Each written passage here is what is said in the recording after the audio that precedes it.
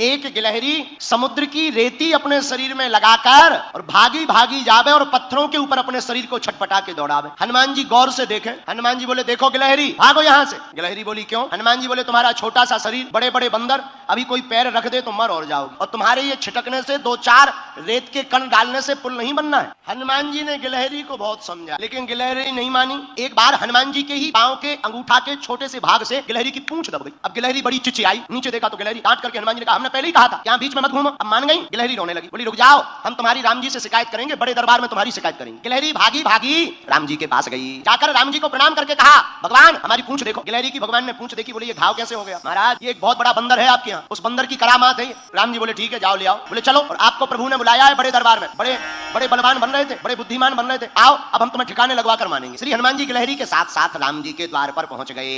राम जी को प्रणाम किया, पर हनुमान जी ने गिलहरी से पूछा एक बात बताओ, तुम्हारे रेत के कण डालने से समुद्र का पुल बनना नहीं है, फिर भी तुम इतनी परेशान क्यों हो रही? राम जी बोले बात तो सही है, बताओ गिलहरी। गिलहरी हाथ दोनों जोड़कर बोली राम जी हमें पता है कि हमारे कारण से पुल नहीं बनना है, लेकिन इन बांदरों ने, बंदरों ने, आपकी इस सेना ने बड़े बड़े पत्थर ला करके पुल बना दिया। राम जी बड़े बड़े पत्थर लगे हैं, आपके चरण बड़े कोमल हैं, पत्थर है ऊबड़ खाबड़, रखोगे कहीं चोट लग जाए, आपके चरणों से खून बहने लगे, तो ये बनते तो बड़े बुद्धिमान है तुम्हारे हनुमान जी, पर इन्हें ज्ञान एक रत्ती का नहीं। हम छोटे जरूर हैं पर हमें ज्ञान ठीक ठाक। राम जी बोले क्या ज्ञान है? बोले ये तुम्हारे बड़े बड़े बंदर बड़ी बड़ी सिलाएं लगा रहे, पर आपके चरण बड़े कोमल हैं, आप चलोगे तो कहीं पत्थर लग जाएगा, तो हम रेती जाकर के रेती उन पत्थरों की दरार में भरते हैं ताकि आपके चरणों में कोई चोट ना लग जाए। हनुमान जी को सुनकर आंखों से आंसू आ गए। अरे धन्य हो गिलहरी, आप धन्य हो, आपका भाव धन्य है। राम जी ने गिलहरी को अपनी हाथ में लिया, पूंछ के ऊपर हाथ रखा तो जो उसका दुख था, करुणावान करुणा निधान श्री रघुनाथ जी के हाथ रखते ही उस पूंछ का घाव ठीक हो गया और गिलहरी प्रसन्न हो गई। राम जी अपनी 3 अंगुलियां गिलहरी के ऊपर फिराए। जब राम जी ने अपनी 3 अंगुलियां गिलहरी के ऊपर फिराई, वही 3 अंगुल के निशान आज भी गिलहरी के ऊपर है।